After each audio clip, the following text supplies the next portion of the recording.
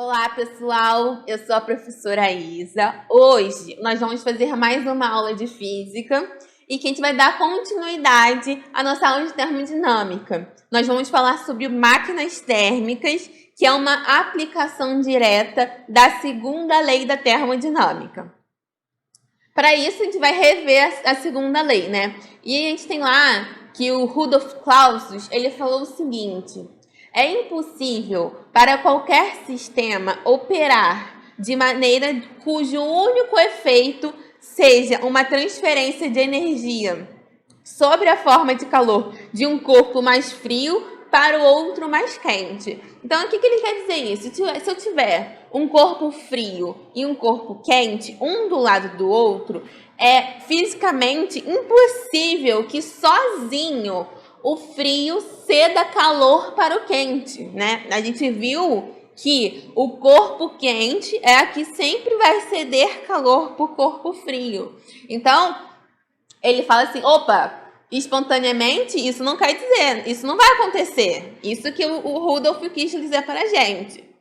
Já o Kelvin, ele falou o seguinte: é impossível construir uma máquina térmica operando em ciclos que tenha como único efeito retirar calor de um sistema e convertê-lo integralmente em energia mecânica, trabalho útil, ou seja, possuir um rendimento de 100%. Então, assim, a gente sempre vai ter perdas. Isso que ele está dizendo. Então, os dois carinhas, eles estão falando implicações da segunda lei, né? De um jeito que a gente consiga observar, ver melhor. E um fala, o frio não vai poder doar por quente espontaneamente. O outro vai falar assim, olha, essa troca, quando ocorre a troca do quente para o frio, ou se a gente tiver uma máquina, né, que às vezes a gente vai ter o frio para o quente, vai ter um trabalho ali operando, a gente não vai poder ter um rendimento 100%.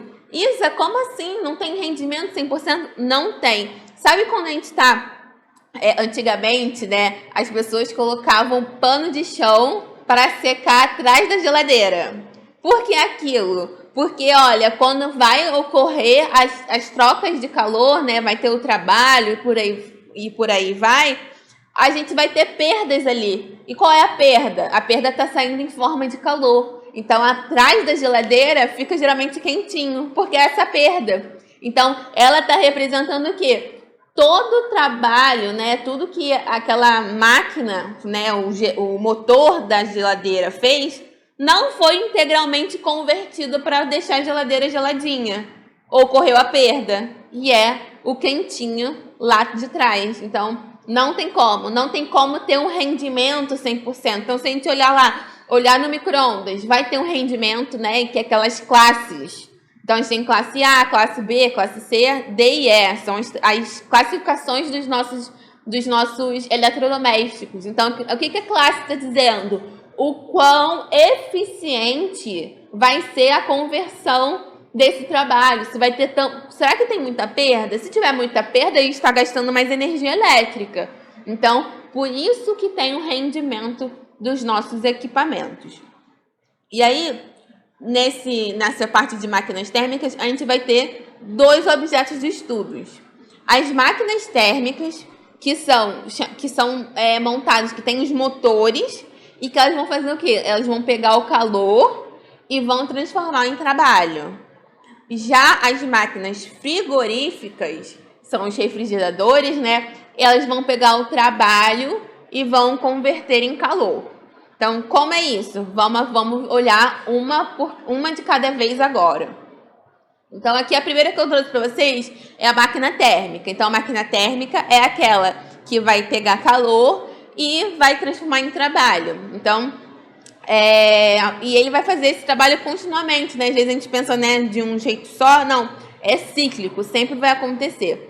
Aqui eu trouxe para vocês uma máquina que funciona, e aqui, tipo assim, aqui é um mais antigo, né? Mas é o mesmo funcionamento de um pistão, de carros e por aí vai. Só que aqui é só para a gente representar melhor antigamente como se funcionavam fábricas. Aqui também, antigamente, eu não sei se hoje em dia, acho que sim, ainda tem alguns trens que são movidos a lenha, né? Então, você tinha uma caldeira, que é essa partezinha aqui, ó, gente, tá representada aqui a caldeira, que a gente coloca a lenha. E aí, o que acontece? Vai subir o vapor em formato de água e tudo mais. Então, eu tenho aqui o que a gente chama de fonte quente, que é onde vai gerar o calor, né? Aí, esse vapor vai sair da caldeira, né? Que ele vai virar vapor de água. E aí, né, o calor subindo, tem água aqui, vai virar vapor e vai passar. Vai chegar nesse negócio aqui, que é o quê? É a nossa máquina térmica. O que vai acontecer? Entra vapor, então o vapor vai fazendo assim, ó, vai expandindo. Aí vai fazer o quê? Com que gire. Utilizei o calor, ele vai ficar fazendo assim, sabe? Até aquele barulhinho do trem que faz. Então, o que é aquilo? É essa máquina térmica que está fazendo isso se expandir. Então, tá vindo vapor, o vapor comprime, aí a máquina térmica vai lá e volta com ele. Então, eu vou fazendo esse trabalho de vai e volta com pistão que tem aqui. E aí, o vapor que está aqui, o que vai acontecer? Ele vai passar por um condensador. Esse condensador tem uma água aqui que vai sempre fazer com que ele não fique muito quente, né? Não sobrecarrega, não haja uma sobrecarga ali. Então, aqui vai ter esse calor e esse vapor, ele vai ser refrigerado. E aí, quando ele for refrigerado, ele vai diminuir a temperatura e vai voltar de novo lá para a caldeira. Então, é um ciclo, né? Então, vai para minha fonte quente, tem a máquina térmica e ali a água que está refrigerando é a minha fonte fria, que vai diminuir o calor do meu sistema. Tudo bem, gente? E aí, falando sobre as máquinas térmicas, a gente tem os rendimentos delas, né? Então, eu tenho o seguinte, lembra? A gente viu que tinha uma fonte quente, a máquina térmica e a fonte fria. O que acontece nesse sistema? Eu tenho o calor, que eu vou chamar de calor quente, que é esse Q aqui, que está entrando na máquina térmica. E aí, essa máquina térmica vai fazer o quê? A máquina térmica, ela vai gerar o trabalho, né? Na máquina térmica, lembra aquele pistão que faz assim? Então, ali está tendo trabalho. Então, o trabalho que vai fazer o motor funcionar. Então, assim, professora, e no caso do carro? No caso do carro, a gasolina entra no pistão, a gente queima a gasolina, e aí essa queima de gasolina que vai fazer com que o pistão se mova. Então, aí é o que acontece, essa parte que mexe é a parte que está gerando um trabalho para o meu motor. Então, eu tenho um calor quente entrando, a máquina térmica gera trabalho e ali eu mostrei para vocês aquela parte que refrigera, né? Então, aquela parte que refrigera é a minha fonte fria. Então, o calor do sistema vai ser resfriado pela parte fria. Então, o calor do sistema sai, né? Aquele calor sobressalente e vai para a minha fonte fria. Então, eu tenho um calor saindo. Então, eu vou chamar de QF, que é o calor frio, que está indo para a fonte fria. Tá? Então, são esses. Só que tudo tudo que entra, sai. Então, para conservar, eu tenho o calor quente, que é o calor que está entrando bem aqui, né? Vai ser igual a quem? Quem está saindo. Então, quem sai é o quê? É o calor em forma de trabalho, que faz o motor funcionar, e o calor que vai para a fonte fria, que está resfriando o sistema. Então, a gente precisa de uma fonte fria, porque aquilo ali, senão nunca vai ter um resfriamento, né, gente? Então, não vai ter uma hora que ele vai parar de funcionar, né? Existem até alguns equipamentos, né, que tem um sistema que faz com que, quando sobrecarrega, desliga, né? Então, nesse caso, assim, a gente está falando de motor. E aí, o motor faz com que ocorra isso. E aí, para deixar assim, em forma de trabalho, a gente tem o quê? Que o trabalho, ó, passei o calor frio pro outro lado. Então, eu tenho que o trabalho vai ser o calor quente menos o calor frio. Então, a partir disso, eu vou poder encontrar o que foi perdido no meu sistema, né? Então, olha, o rendimento, que é essa letrinha aqui, esse N tortinho, ele é o quê? De uma máquina, é o que a gente chama de rendimento. Então, Então, é a razão entre a potência útil, que é a potência, de fato, que a máquina produziu, e a potência total. O que é isso? A potência total é o quanto eu gerei. Então, se a gente for falar, sei lá, de um equipamento da nossa casa, a potência total é a que tá consumindo a energia elétrica. A potência útil é o que, de fato, o nosso aparelho consumiu. Então, por exemplo, se a gente for utilizar o micro-ondas, a potência total é que é o lado da tomada, é o que a gente vai pagar. Mas, de fato, existem perdas ali. Então, o útil é o que, de fato, o micro-ondas utilizou para esquentar a comida. Então, para a gente ver, calcular o rendimento, a gente tem o quê? Lá o tal vai ser igual o W, que é o nosso trabalho, sobre o calor quente. Então, o que é? O calor quente foi o que foi gerado. O trabalho foi o que a máquina térmica utilizou. Então, o trabalho é calor quente menos calor frio sobre o calor quente. Então, eu tenho que isso vai ser 1 menos o calor frio menos o calor quente. Então, vai ser sempre 1, né? Se a gente for colocar em 100%, 1 equivale a 100%, menos uma porcentagem que foi perdida. Esse é o meu rendimento. Então, lembrando, rendimento, ela vai ser expressa sempre em porcentagem. Então, sei lá, aquela máquina tem um rendimento de 60%.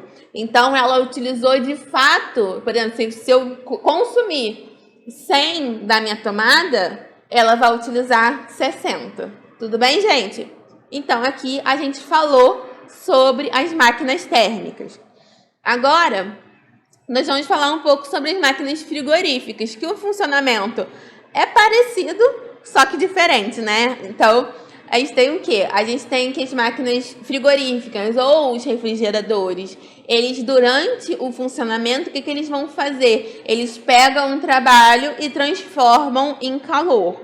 Então, é o seguinte, imagina aqui que eu tenho o meu meio refrigerado. E aqui é o meu compressor, né? O compressor que está lá, se quebrar da geladeira fica quente. É esse carinha aqui. Então, o que ele faz? Ele retira calor de dentro da geladeira, e aí esse calor é liberado para o ambiente, tá? Então, esse daqui é o meu funcionamento. Então, eu tenho que aqui é a minha fonte quente, é a minha fonte externa, né? Então, a geladeira, parte de dentro, é a minha fonte gelada, né? A minha fonte fria.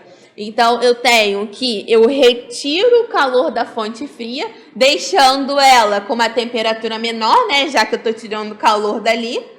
Tenho o compressor, e aí depois vai ter o condensador e tudo mais, e que vai liberar calor para o ambiente. Então, esse é o funcionamento da nossa máquina frigorífica. Então, assim, lá no outro, a gente pegava o calor e fazia trabalho no motor, na nossa máquina que a gente queria fazer. Já nesse não, a gente tira o que já está frio, né? E te retira mais calor de lá de dentro. E aí o compressor, né, vai fazer o trabalho e vai para a fonte quente, tá? Então, assim, quando o compressor para, a geladeira fica gelada. Às vezes a gente está em casa, né? E aí a máquina começa a fazer o barulho. E aí as pessoas falam, a máquina não, a geladeira ligou. Então, o que a geladeira faz? Às vezes, quando está na temperatura ideal, para que ela vai ficar trabalhando e consumindo energia, né? Então, ela vai meio que desarmar, que a gente fala, né? Ela desarma e aí deixa a geladeira lá. Tá geladinha, tá isolada, vai ficar lá. E aí, quando a gente abre a geladeira muito, a gente deixa escapar aquele ar que tá frio, a gente deixa escapar para o ambiente. Então, aí, por isso que o nosso compressor volta a trabalhar. Por quê? Porque ele tem que manter a geladeira mais fria dentro, né? E aí, por isso, essa é como uma máquina, como um refrigerador, como uma máquina frigorífica funciona. Beleza? E aí, as máquinas frigoríficas, a gente fala que ela tem uma eficiência, a gente não fala em a eficiência em E, né? Não o rendimento. Então, a gente tem o quê? Agora a gente tem o contrário, a gente tira calor frio né? A gente tira o calor frio, então deixa o que tá frio, a gente deixa mais frio ainda. E aí, realizado um trabalho ali no compressor, então o compressor que vai puxar esse calor frio. Então, você pode ver aqui, ó, que eu tenho um trabalho sendo gerado pela máquina térmica, né, ou frigorífico, por aí vai. E aí eu tenho o calor frio indo para essa máquina, no caso o compressor, né, na geladeira. E aí eu vou ter um calor quente saindo para o ambiente. Para conservar a energia, a gente tem o quê? A gente tem que o calor quente que está saindo é igual ao calor frio e o trabalho que está entrando na máquina térmica. Então, de novo, o trabalho vai ser igual ao calor quente menos o calor frio, tá? E aí, a eficiência, nesse caso, vai ser uma razão entre o calor que foi retirado e o trabalho. Nesse caso, o trabalho, de fato, é o trabalho do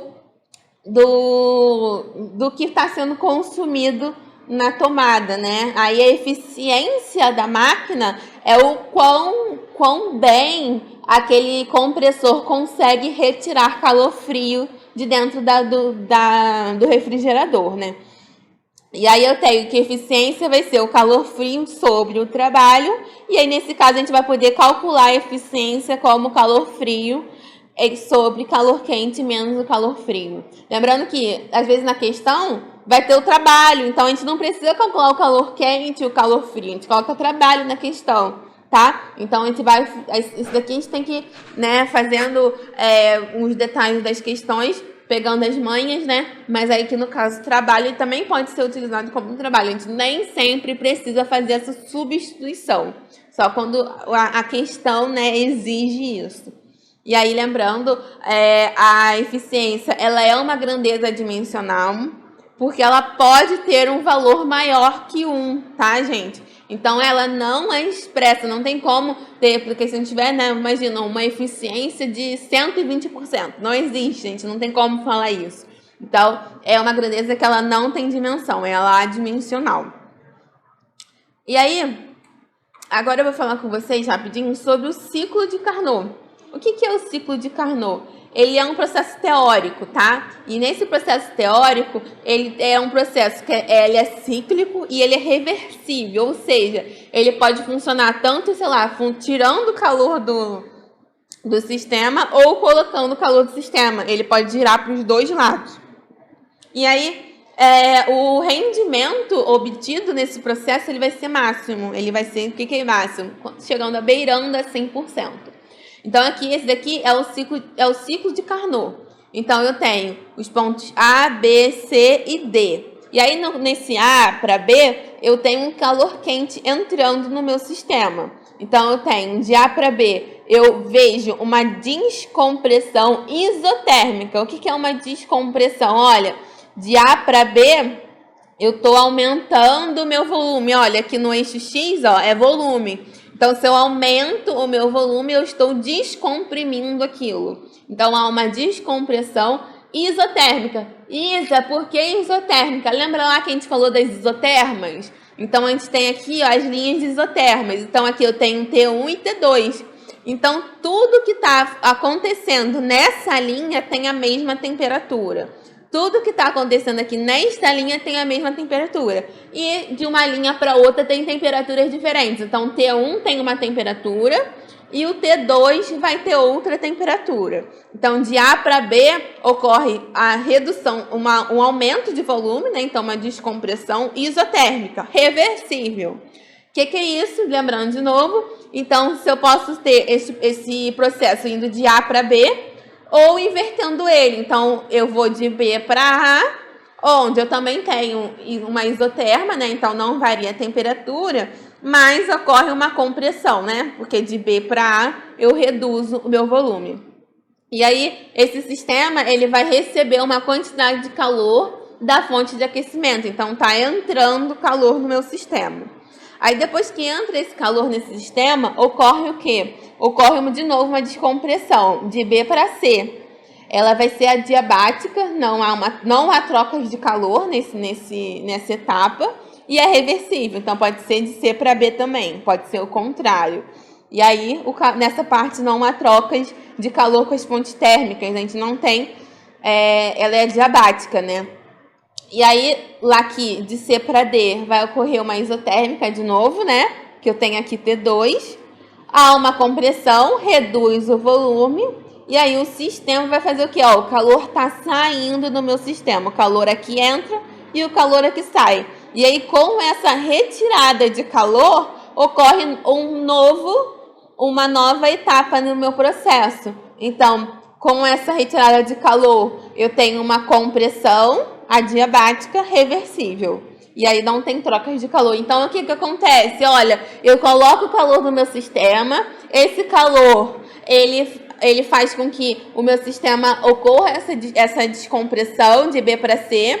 Aí eu vou lá e tiro o calor do meu sistema e aí tem uma compressão. E aí vai ficar direto nesse ciclo, comprimindo, descomprimindo, comprimindo, descomprimindo. Então eu vou fazer uma máquina térmica. Isso é o ciclo de Carnot e ele vai ter rendimento máximo. Veja que a gente não tem assim trabalho, né, saindo do sistema nem nada do tipo. Mas é um processo teórico, né? Então a gente tem aqui, vamos falar um pouco sobre o rendimento dele. Então eu tenho uma máquina que ela opera de acordo com o ciclo de Carnot. Ela terá o maior rendimento possível. E aí é por isso que ela é considerada uma máquina térmica ideal, porque ela opera entre as fontes térmicas. E aí esse rendimento nunca será de 100% de acordo com a segunda lei. Mas, como ele é teórico, né, eles acham que aquilo ali poderia funcionar, né? E aí, se não existisse segunda lei, claro. E aí, essa operação entre a temperatura quente e a fonte fria de temperatura fria, né, temperatura menor, é a quantidade de calor fornecida pela fonte quente cedida para a fonte fria, elas vão ser proporcionais, né? E as temperaturas elas vão ser absolutas. Então, assim, esse ciclo de Carnot, se ele existisse, ele iria ferir a segunda lei da termodinâmica, né? Então, por isso ele não pode existir na vida real, é teórico. E aí, o que isso faz, gente? Então, olha só, imagina que a gente tem que, a gente acabou de ver, né, que eles vão ter que ter a mesma quantidade. Então, eu tenho que o calor frio sobre o calor quente, já que eu não tenho trabalho. Então, isso é a temperatura fria sobre a temperatura quente.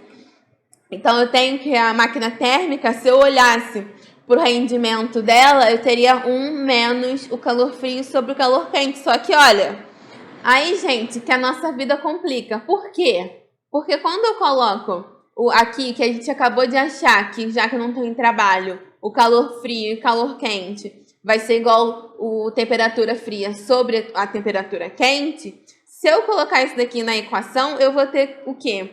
Que o rendimento do ciclo de Carnot vai ser igual a 1 menos a temperatura fria dividido pela temperatura quente. E o ciclo de Carnot, ele é o quê? Ele quer que seja 100% de rendimento. Para isso ser 100% de rendimento, eu tenho que essa razão aqui tem que ser zero. Porque 1 menos 0, que vai dar 1, né? 1 é 100%.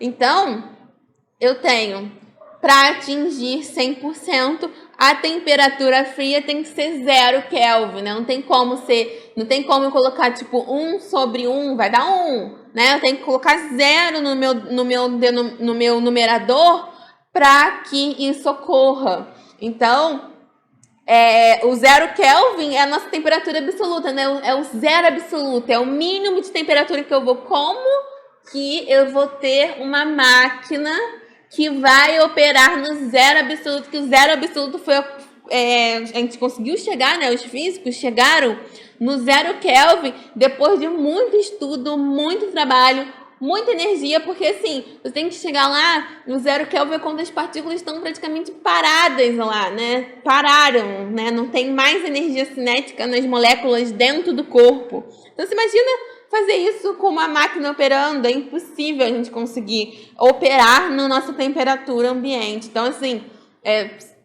não existe como fazer. Por isso, então, ela é teórica. Beleza, gente? Então, assim, a gente precisa saber um pouco sobre Carnot, né? Que ela é uma máquina ideal. Se ela existir, ela vai ferir a segunda lei de Newton. O rendimento dela é 100%, né? Mas idealmente, né? Não existe uma máquina que atinja esse 100%. Tudo bem, gente? E aí, eu trago para vocês aqui a frase de Thomas Edison, que ele diz: eu não falei, eu apenas descobri 10.000 maneiras que não funcionavam. Então, a gente, assim, às vezes, né? Às vezes a gente acha, ai meu Deus, não tô conseguindo resolver essa questão, ai, não vou conseguir, mas é assim, a gente vai encontrando maneiras de conseguir resolver a questão conforme a gente for treinando, né? E agora é hora da gente errar para que chegue lá na prova a gente consiga acertar a questão. É isso, gente. Muito obrigada. Bons estudos e até a próxima aula.